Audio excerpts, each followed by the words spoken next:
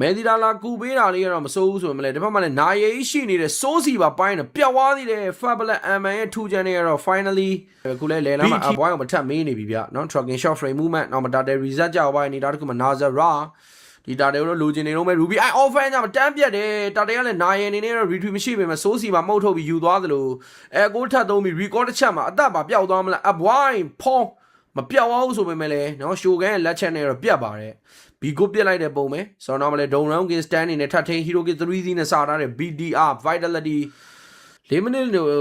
ဝင်းကျင်မှာတော့နောက်2000တာကြီးပြတ်နေတယ် Astral Recon နဲ့နောက်မှလည်းထောက်ပေးထားတဲ့ Morino KU ရတယ်ချက်ဆက်ကြည့်ရမယ်ပါတယ်အနေနဲ့ကတော့အတွင်းထုတ်လေးပဲပြန်လုံမလားနောက်မှလည်း Aboy Astral Recon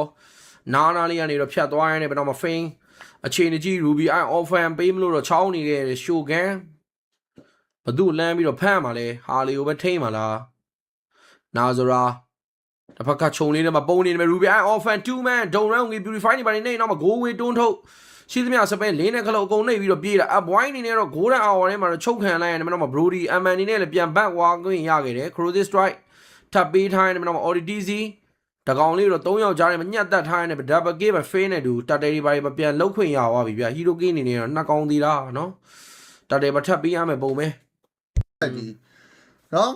မင်္ဂလာပါမာဆယ် Beautify နေပြီးပြေးတာတော့လုံလောက်ရဲ့လားလုံလောက်ရတယ်ဗျနော်မသေးပါဘူး Ruby အနေခန့် Golden Hour 2 man ချုပ်ပေးထားသေးတယ်လာတယ်စိုးစီပါပိုင်းတော့မဲ့သွားပြီ offense ထပ်ဆွဲထားသေးတယ်Astral Recon မလိုဘူးညီကိုတို့ Double K Brody နဲ့တူပဲထိန်းလည်းမကြည့်ထိန်းတော့တော်ကောင်းတယ်ဒီပွဲ Aman ဆော့သွားတာမဟုတ်တယ် Aman ဝဆူယူလို့ပါလာခဲ့ပြီလေပါရောAman ပြောရင်ဆိုရင်ချီကျူးလိုက်လို့လားမသိဘူးဆရာသမားတေးမလို့ဖြစ်သွားတေးပါပြီညီကိုတို့နော် UNS ပဲဖြတ်သွားနေဘခိုးပေါ်မလဲ Aboy တေးဆုံးသွားခဲ့တယ်လို့ ODTZ ကိုပါစိုးစီပါ Play Soft တွေနဲ့ Double K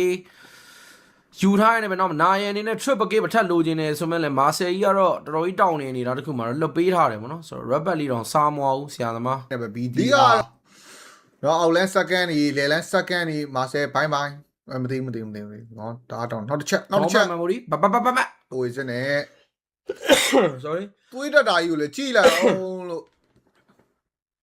ညနာယန်ဘာဝင်လို့တော့များသွားပြီနော်ဒါအဲ့ဒါကြီးကများသွားပြီ